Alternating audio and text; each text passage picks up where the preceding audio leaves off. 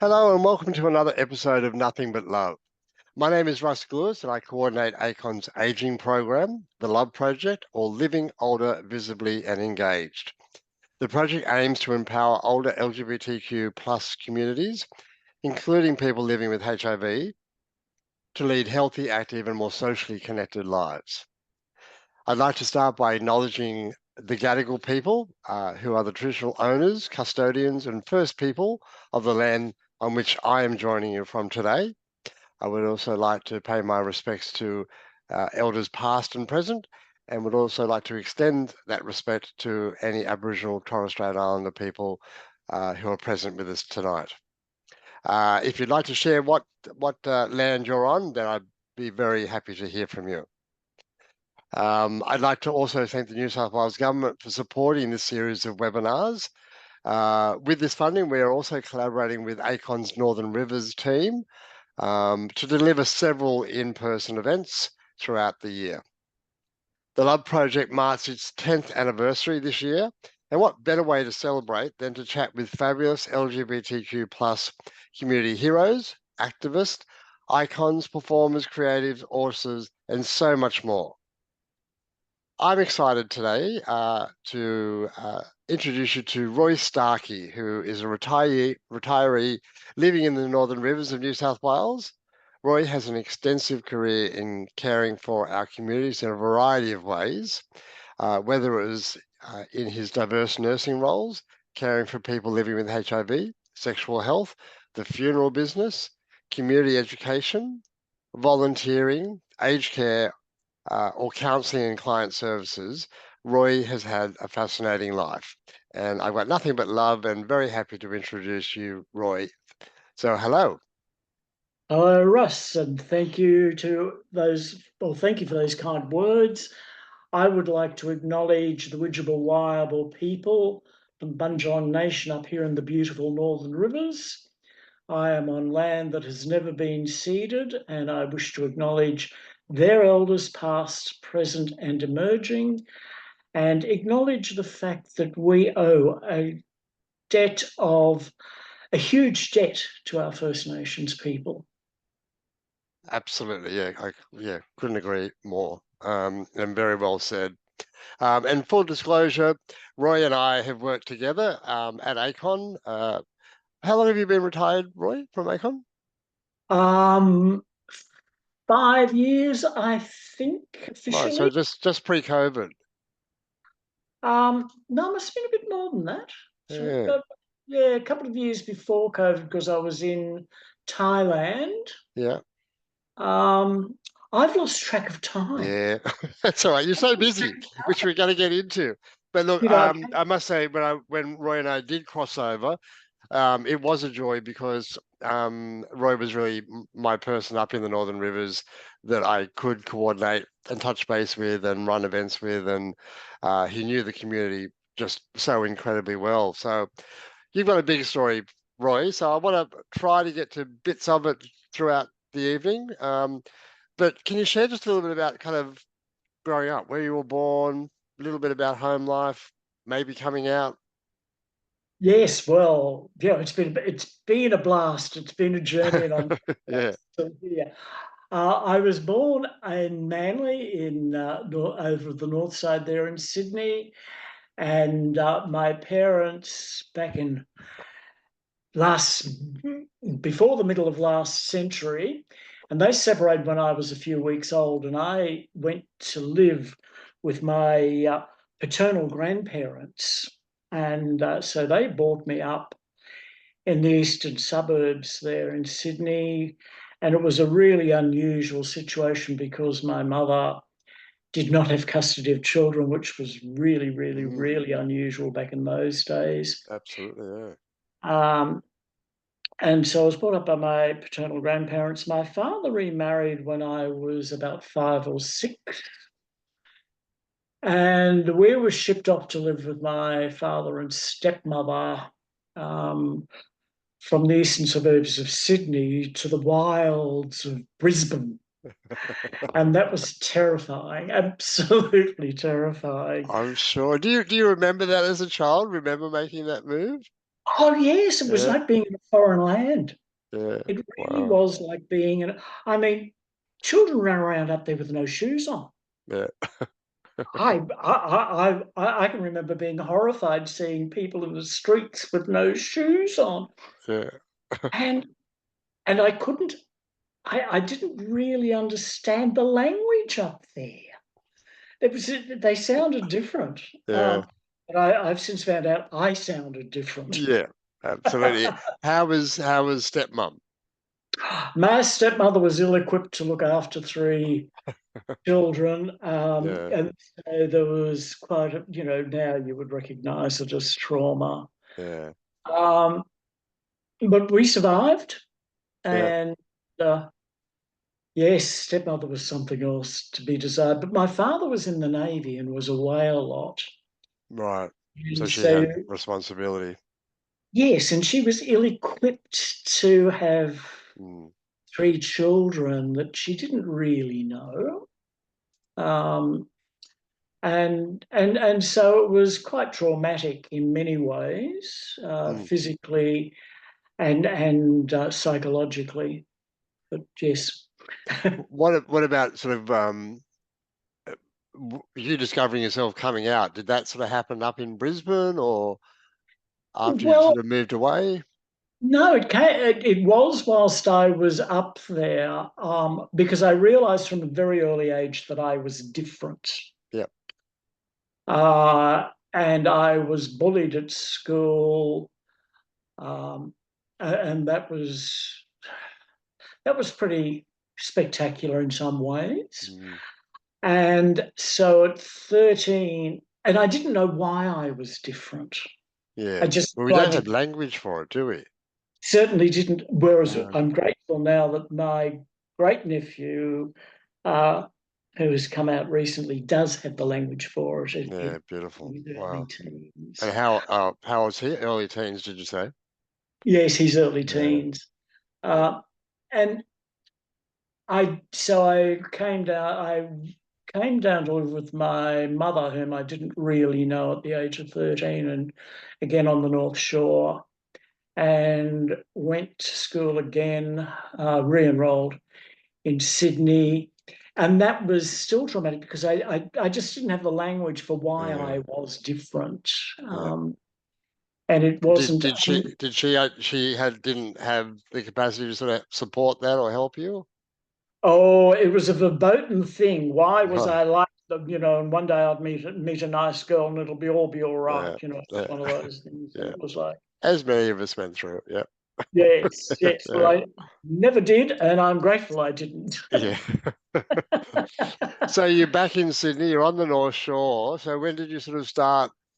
You got through high school and I got through high school, um, and then I went to work briefly in retail. I was working in retail whilst I was still at high school, and then I worked actually in the hospitality industry for a while. And that's where I met a lot of interesting people yeah, yeah, and managed to explore who I was and what that meant. And um, yeah, and I was mentored by a number of people, in not only professionally, but also in a protective sense around our gayness, because remember, it was highly illegal in those yeah. days. So we're talking mid 70s, mid to Oh, late 70s. no, late Oh, 60s. late 60s. Okay. Yep. Yep. Because I have to remind myself I'm 76 years of Right. age. Okay. Well, there's 14 years between us. Yeah, Okay. Yeah. So late 60s, right? yes, yes. Um, and so exploring my sexuality, wondering what life was about, Mm, and but actually getting a lot of support from older men, yep. and not in a predatory way at Yep. all, but who were almost guiding you Yeah. That's lovely. Yeah. and protecting you. Yeah. Um, Do you remember, as you said, it wasn't legal. So do you remember I don't know, the undergroundness of it, or kind of having to be careful in instances, or Oh, absolutely. The you best know? parties. Yeah, yeah, I'm sure. Went Yeah, on. Sometimes raided by the police, and you had yeah, parties everywhere from lower North Shore through to Paddington, which isn't as gentrified as it is now. yeah, Um, and so it was a whole different scene. And then the mm, cross, yeah, and absolutely. there Yeah, was a huge crossover.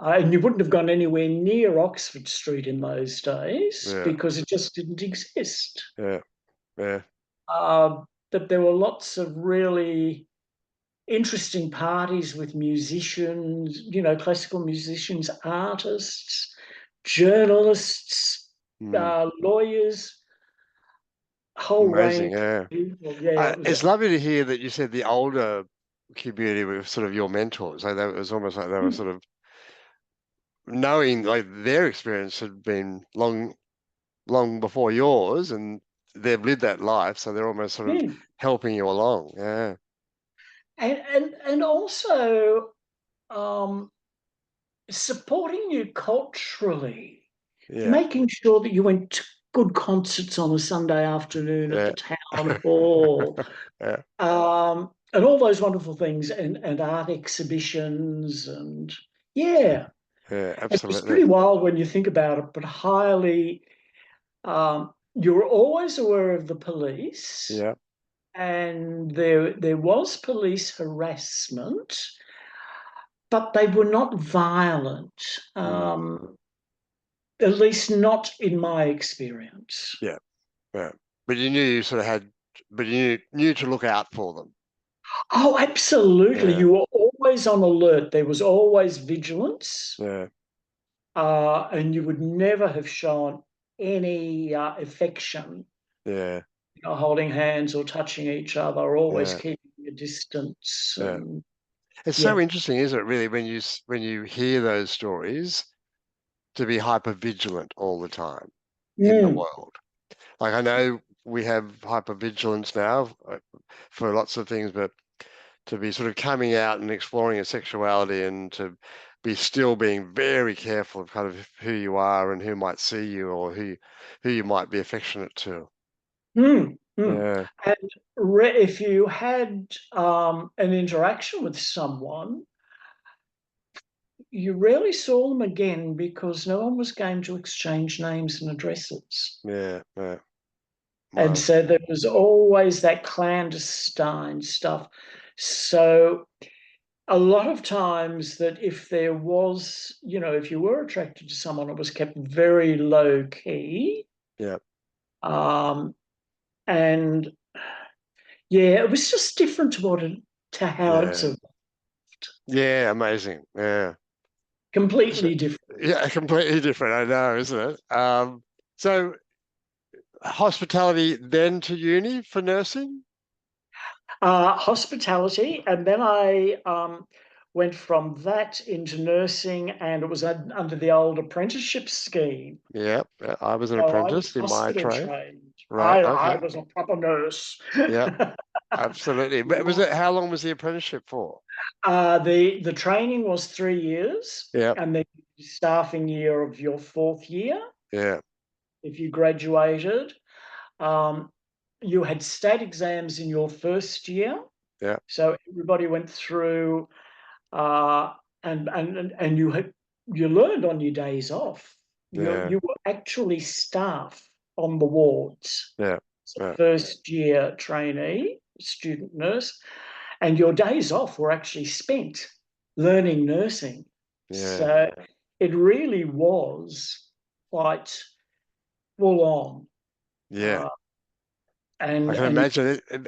And you were quite, were you attracted to a particular type of nursing at that stage, or was that general nursing it that was would lead to general other nursing, things? Yeah, yes, because you did 4 year or you did 3 years training in general, then you did your staffing year, and then you would do mental health or midwifery or yeah, theatre. yeah. Uh, Okay. Depending upon depending upon where the openings were for positions, Yeah, yeah, because you may have got through your third year and passed the state exams in your training hospital, but it didn't necessarily mean that you would get your staffing year. And Yeah, that was, for people who didn't get their staffing year at their training hospital, they were looked down upon right. to do their staffing year. It And was quite. that's still hard to do when you have to get that kind of time in experience. Yeah. Yeah. You were saying in your bio, I think, that some of the female nurses were interesting to work with, a bit challenging or whatever. Was that in that stage or once you got into other No, positions during my down the track? training, Oh, right, okay. during my tra- Because you were male or because I was gay, because I was male, there was a whole lot of opposition from women who really saw you as a threat. You had no right to be a mm, nurse in a lot of cases because there was only about 10% of males right. working in Yeah, nursing at that stage. yeah. It's still only about 25%. Oh, is it? 20, I thought it might have been a bit higher, but yeah, okay. it's still only about 25, 30%. Yeah, But I trained under some really, I'll say, bullies. right. Um, However, they were excellent nurses. Yeah, yeah, And uh, if you could survive the ones who had the reputation around the hospital as you did your rotations, yeah, if you could survive them, there was almost a respect yeah. That for you gained. you having survived them and not run out screaming or resigning and trying to get into another training hospital. But yes, there was quite a bit of, You sort of earn their respect. Yeah, well, yes. And yeah, some of them I actually became colleagues with after I yeah, graduated, yeah, I'm sure. Yeah. which was So after interesting. graduating, did you go overseas straight away or No, next year and then? I went to Melbourne to work at the Queen Victoria Hospital as it then was in midwifery Yep, and did that. And at that stage, I was doing agency as well to earn extra money. yep, But then once I had my MIDI, I joined what was then known as the Australian Volunteers Abroad. yep, Uh, and we would go and do 3 month stints in various places in emerging, what we now know as emerging nations, they were then called yeah, third world countries. yeah, yeah. Um, That must have been interesting work, was it? oh, absolutely. Hmm. Breadth of experience. Yeah. Yes. And Yeah. probably working um under duress, I suppose, in a In a way. lot of Yeah. cases, yes. And some of them were in certainly in war zones, a Right. couple of Yeah. times in war zones in East Africa. Yeah. Uh, and then and that actually taught you a lot because you were working with overseas trained people, you were working with overseas trained doctors, you were working with a different culture, and Yeah. often a huge language barrier, Yeah. Yeah. and doing it on a shoestring, learn, Yes. Yeah. learning how to set up an operating theatre from nothing. Yeah. Wow. Yeah. Can't even Uh, imagine. yeah, So so it's just that's incredible training. And then did you arrive back in Australia, what, early 80s well, or I come came back back. Well, I was always coming back to backwards Australia. and forwards? Yeah. Yes. Yeah. And then I did my Bachelor of Science in at what was then Lincoln Institute of Health Sciences, which is now part of La Trobe University. Yep. Um, so yeah, it was a bit of a wild ride, and Yeah. yeah, And then from Melbourne, a move back to Sydney or no, I stayed in Melbourne for about 15 years, but I was traveling backwards and forwards. So I would come and stay and live with friends in Sydney right. and mix into gay scene there, and then I would do agency nursing Yeah. Yeah. across the spectrum. Yeah. So Yeah. um, And gaining so much experience. Yeah. yes, Yeah. yes. because you could be working a couple of weeks, perhaps, you know, at Royal North Shore and working in spinal or working in traumatic brain injury. And then you might do a couple of weeks at Prince Wales. Yep. And places like that, so right across the spectrum, or working in residential aged care facilities, Wow. Okay. running Yep. shifts there. So Yeah. yeah, So that's interesting. We'll probably come back to aged care, but you're a nurse in aged care, well, working in a facility. you were a general Yeah. nurse and Yeah. you were running shifts Yeah. and 2 or 3 units of aged care. So that was Work, happening back then, but then it stopped, and now that's what we're trying to get back in. yes, Yeah. yes. But we'll come back to that one. Um, I'm curious kind of when you first kind of came across HIV in all of your career and Oh, maybe a bit of a journey through that. San Francisco Right. first Yeah. first came across HIV, and it didn't have a name in those Uh, days. Um, yeah. Working over there, and men who had, gay men were coming in, Mm, um, with they were immune compromised, yeah. and nobody knew what it was. Mm, Um, and there was a lot of hostility from the medical staff and they thought it was related at one stage to the use of amyl. mm, Um, Nobody knew how it was transmitted, whatever it was that was happening, but it was mm. gay men who were predominantly um, Contracting it. presenting with it, and then we had a cohort of injecting drug users, and yeah, so it was pretty trying times, and all of us knew somebody who knew, in the community. Yeah. Yeah. So you were in San Francisco. So was that kind of Yeah. early 80s, like 82, 83, It 84 or something? Or was about 80, yeah, 81. earlier. Yeah, yeah. Yeah. Because the first case was there was 81. Was it in America? I can't Yes, remember. 81. Well, Yeah. I think they named it in about 81 as Right. GRID, Yes, that's right. Yeah. gay-related infectious disease. They still didn't know how it was Yeah. transmitted. That's right. Yeah. Yeah. And I think 82 was the first um, confirmed case in Australia. Yeah. So it was moving rapidly. So how did that feel to be in that environment of a Scared, rapidly, sorry? scared, Yeah, I'm because we sure. didn't know what we were dealing with. Yeah. And people that you knew, especially, well, in the States, um, nobody knew how it was transmitted. Mm, Um, and it was mainly, at that stage, it appeared to be only mm, the gay community. So there was a lot of discrimination.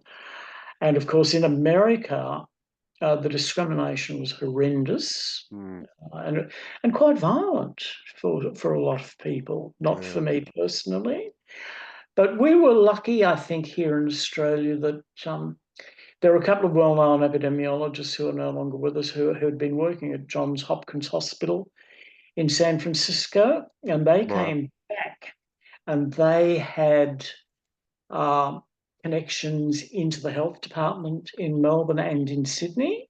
Mm, And that's when it started to be discussed, probably not long before, but shortly before the first identified case. mm, And then it was worked out that it was transmitted that it was in the blood. They could identify it, and then leaps and bounds. And the one thing that I will give both the major parties was that Hewitt, Blewett, mm, and Brown both said, from both sides of politics, this is not an argument we're going to have. yeah. We need to work collaboratively on this. Yeah. Um, Wow. and Yeah. and yeah, it didn't take the discrimination out of it within the medical profession or societal, Yeah. but politically, Mm. there was cooperation. And we had a lot of knowledgeable men then working with politicians, especially within the Labor Party, who became influencers Mm. within the parties.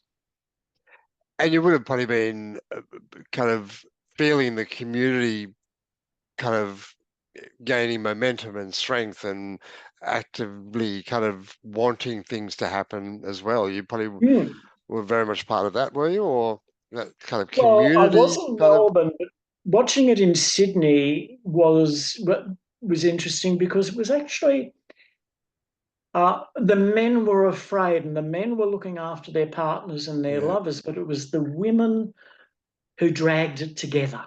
yeah, You know, lesbians yeah, and also straight women yeah. who who helped drag the community together. Mm, Gay men led it, which mm, was really good, but there was still a lot of fear and a lot of discrimination. mm. Yeah.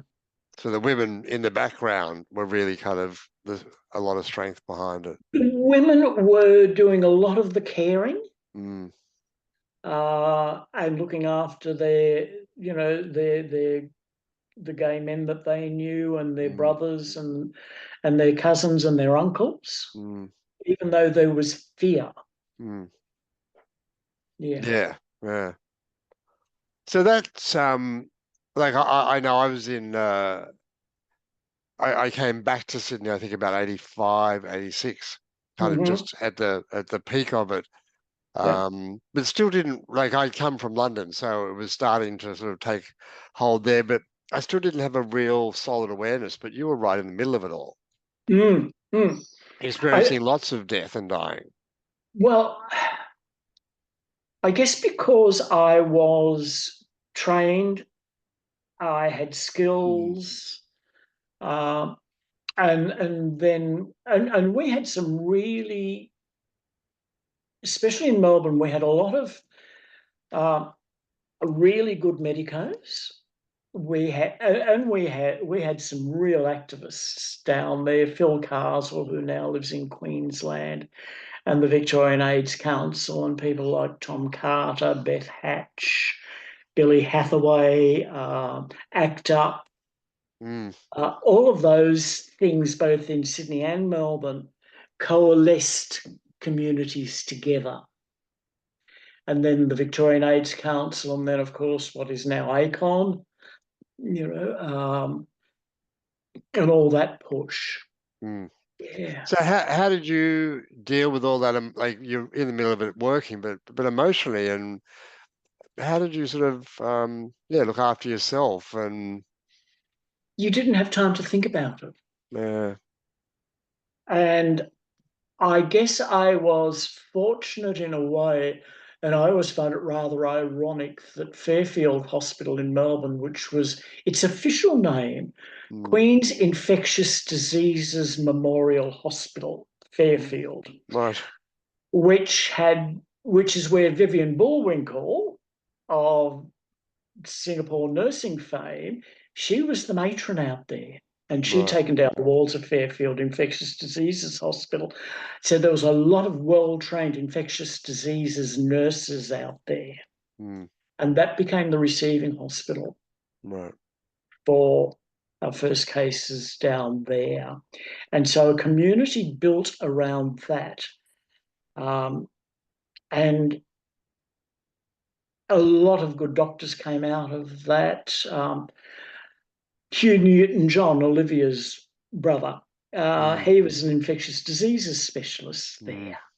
There were a whole range of people came out of that period with a mm, whole lot of knowledge yeah, and educated the community. But you didn't have time to think about it because yeah, you were going from one support role to another, to your professional role, back to mm, support role. So your personal, your private, and your professional life became intertwined. mm. And it was, yeah. Yeah, look, it can't be understated. just the amount of sort of trauma that lies just below a lot of the surface of us, having Mm, experienced that. I know I had a shop, a cafe on Oxford Street in the late 80s into the early 90s. And I was just saying to Roy before we started, I remember kind of having customers come into the shop and they were fine. A couple of months later, they'd come in and clearly there was something wrong. They weren't well. And then a couple of months later, you'd see their names and faces in the Star Observer, like mm, when there was pages of names, yes, and you just knew, yeah, nothing was happening, or nothing could be done to sort of help them. yes, because we didn't have effective medications at that Mm. stage. Were you They still were you still nursing when all those effective treatments started to come in '95? Well, no, no, no, no. By that stage, I mean, my life had undergone a huge Yeah, change by that stage, uh, because during that, in between times, I ended up having to take a bit of a break, and I was offered a role to set up a practice in Townsville by a surgeon that I knew, and I needed a break. I needed to get yeah, out, and my then partner had taken a role in hospitality on Hayman Island. And so I went up to Townsville to set up this practice whilst he was working on Hayman. And so I'd taken that break from my mental health and yeah, to try to sort out where to from here. yeah. I had a major motor vehicle accident. And then my partner was diagnosed as HIV positive at the same time. And Mm. yeah. So Mm. a big period in your life there. Yes, yes, pretty Yeah, big. yeah. I know it took a couple of years to recover from that car accident. So I don't want to dwell on that, but Mm. we've spoken about that Roy, and goodness knows how you got through that, but you did. But also having um, the partner being diagnosed too, that's a lot.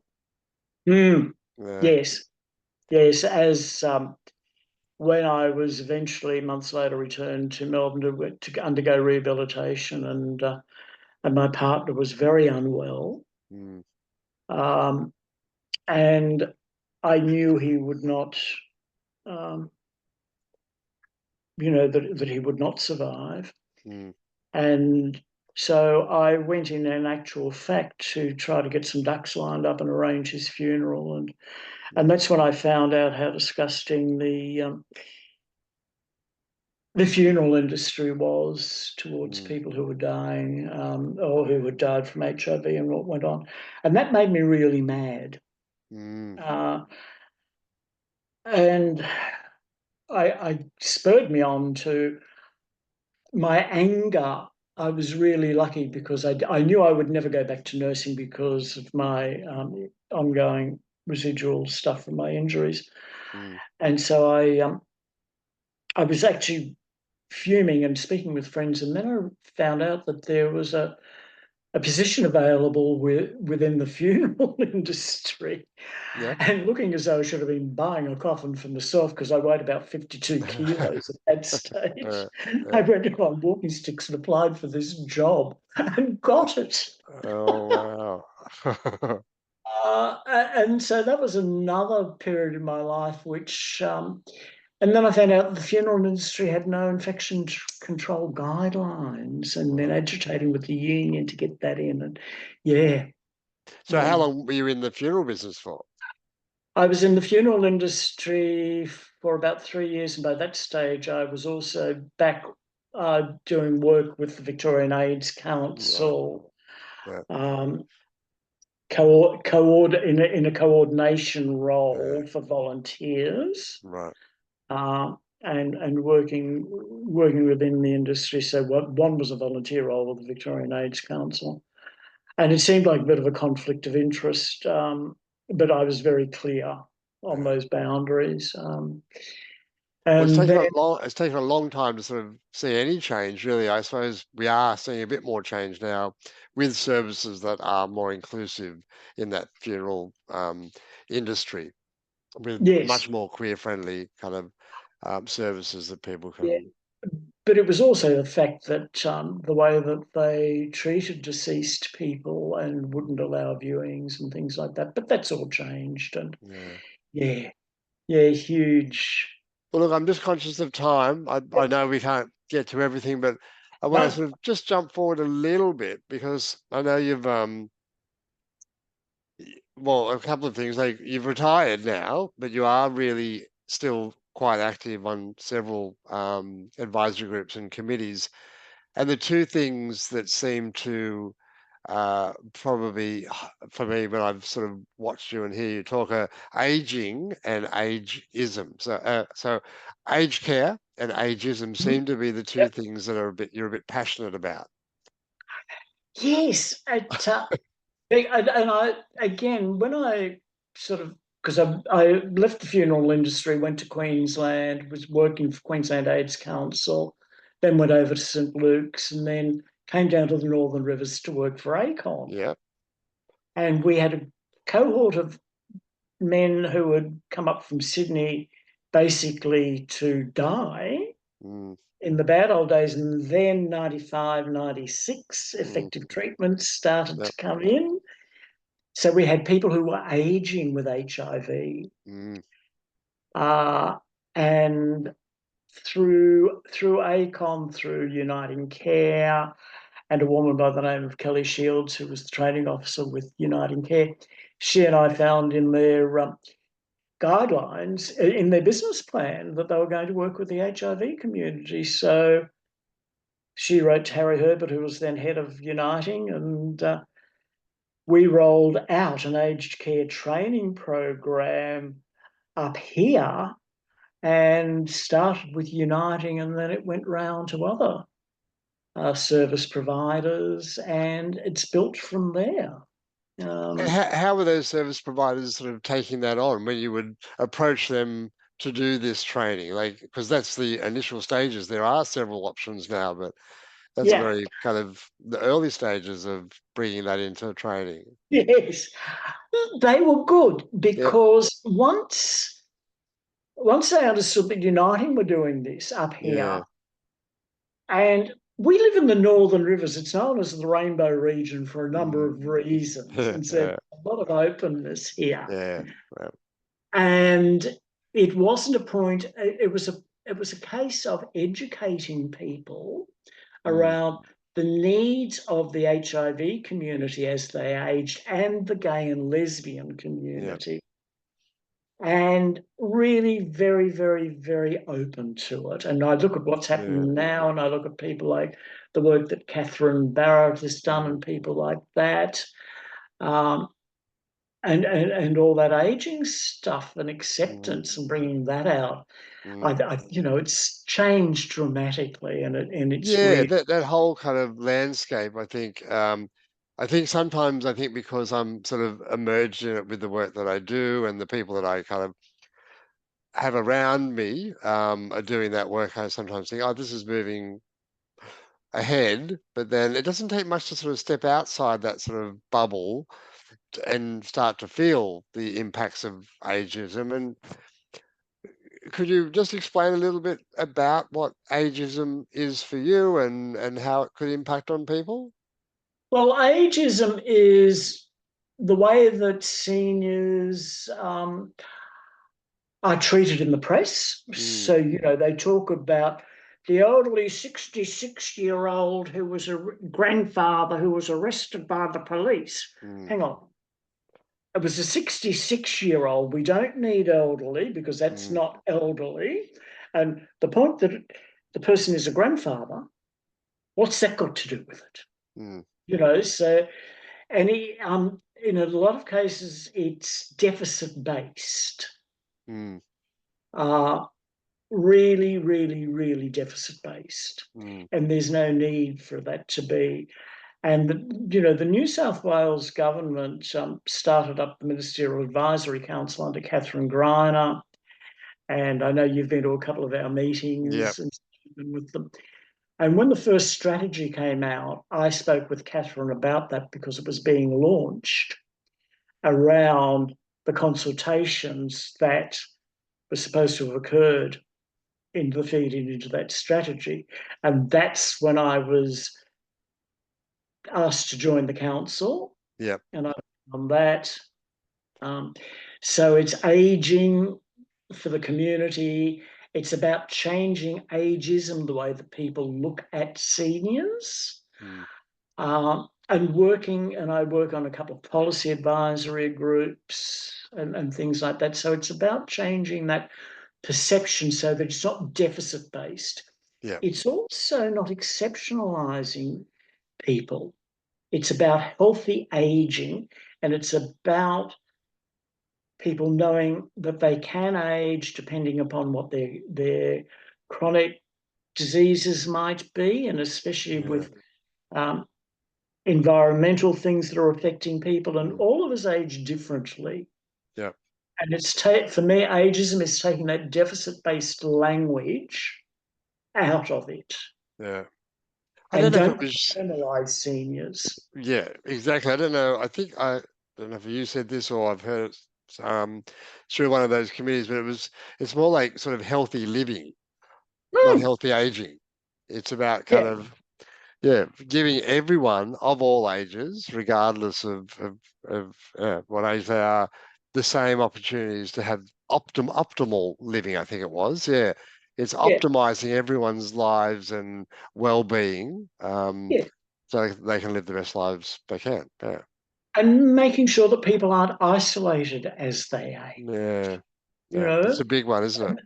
and that there are opportunities for engagement. Um, and we know that the arts are necessary, and music and movement, Yep. and all of us age differently with different abilities. Yeah, absolutely. Yeah. Well, look, yeah, a lot of the work, and you know this, that we do in the Love Project, it's all underpinned by social connectivity, keeping people together. So Hmm, regardless of whether or not we're doing an event that's framed around legal rights or mental health or physical well-being, nutrition, diet, hmm, uh, aged care, whatever it is, it's always an opportunity to bring the community together, to have that chat, but also hmm. very sneakily or openly get people together so they can start to sort of build their own support networks. And you've helped this vitality project that's kicking off here in the Mm, Northern Rivers shortly yeah, that, for the weeks of November to I bring love. people Yeah, I love together. that idea. Yeah, Yes, and and that's a collaboration between ACON, the Love Project, the Conservatorium, ACON Northern Rivers, and just bringing people back together. yeah, absolutely. Yeah. Well, look, I often find that um, activity-based events sometimes draw people in because they are activity-based, not because Yes. they're just going to be sitting there listening to someone talk to them or at them. For me. But I find sometimes if we're doing dance or seated yoga or art Mm. or Mm. writing, whatever it is, seems to bring people in. So I'm sort of conscious of, yeah, trying to create things that Mm.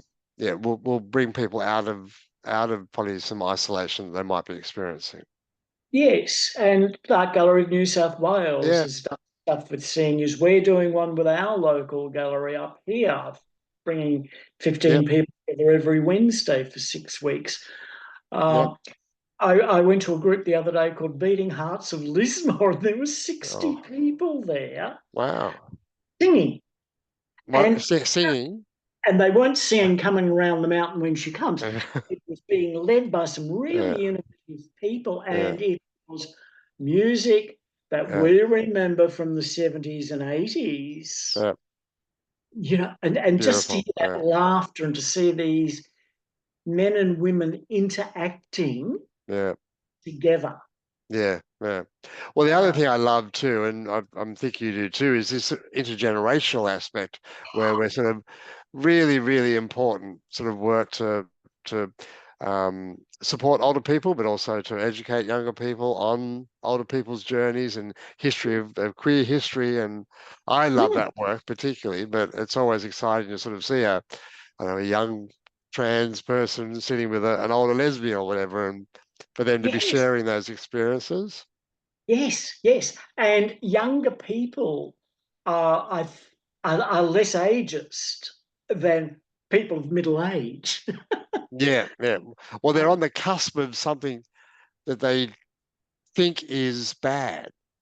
Mm, A lot of people, not everyone, but I think some people think, oh, well, I'm 40, I'm going into that old bad period because mm, that's what we've been taught, that it's sort of that's how social media portrays it as old, stumbly, yeah. forgetful, don't Mm. use computers type people. Yes, and there is digital exclusion, and we need to Yeah, address that.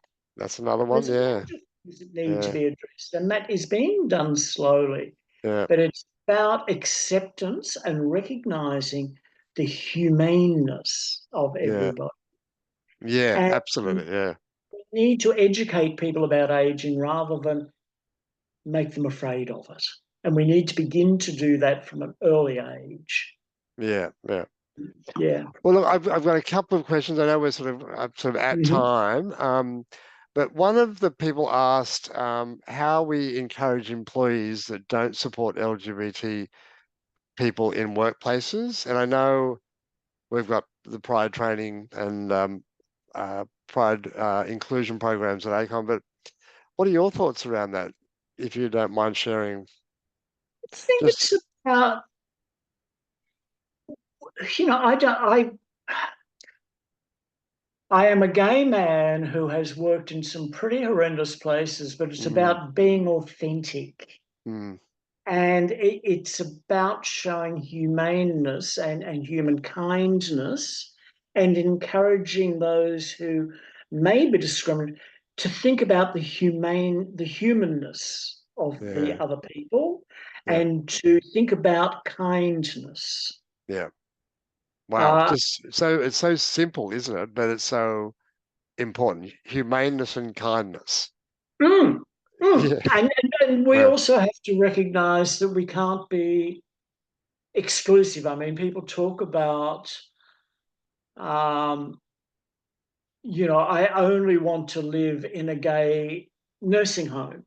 yeah, Gay residential aged care facility to me, mm, I live in a community. I've worked yeah, in a yeah, community.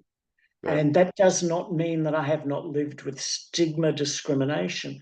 However, I still work in community, even though I'm retired, mm, sitting and sometimes, these advisory panels I'm on, mm, best of my knowledge, I'm the only gay man on them. yeah, yeah, That's not why I'm there. I am there to make sure that humanness, and kindness mm, has a lens on aging. yeah, absolutely.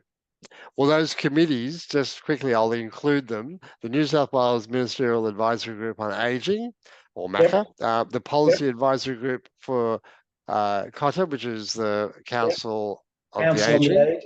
Yeah. the Client Advisory Group for Aspire for Life, Yes, yes, which is an and a assessment board group. member for HART, which is Yes, heart the community Homecare and group. Regional Yeah, home Service. care and regional Uh, transport. Yes. Amazing. Yeah, two questions just to close that I didn't tell Mm. you about, but I'm going to throw them in anyway. Very quickly, if there was something you could tell yourself as a 21-year-old, what would that be?